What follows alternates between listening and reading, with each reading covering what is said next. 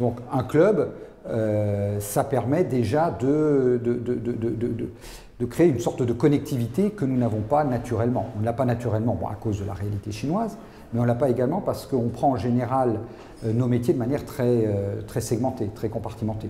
Il y a le pharmacien, il y a le medical device, il y a différents types d'équipementiers, il y a les architectes d'hôpitaux, etc., etc. Je pense que ce qu'on a essayé de faire, et ce qui a bien marché, puisqu'aujourd'hui le club Santé Chine regroupe 130 sociétés, c'est d'avoir mis un petit peu tout le monde ensemble et en essayant de faire un petit peu les entreprises et les membres du club échanger entre elles pour accélérer l'apprentissage de la Chine. La première fonction du club.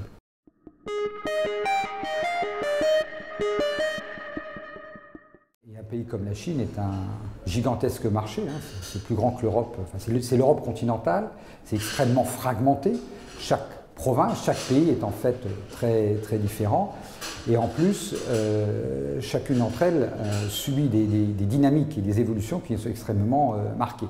Donc on parle de la Chine, mais en fait c'est la réalité, ce sont les Chines, et c'est ce qui rend effectivement l'approche de ce pays continent extrêmement difficile.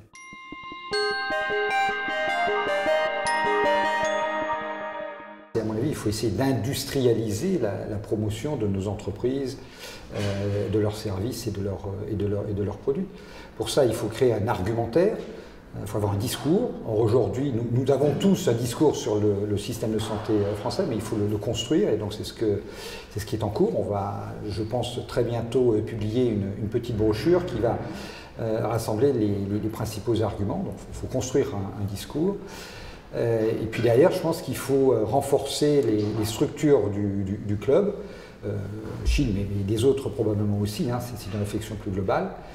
Donc en mettant en place un système peut-être plus institutionnel, avec des membres, avec une élection pour désigner le responsable, le coordinateur, et bien entendu une cotisation pour mettre en place un certain nombre de ressources.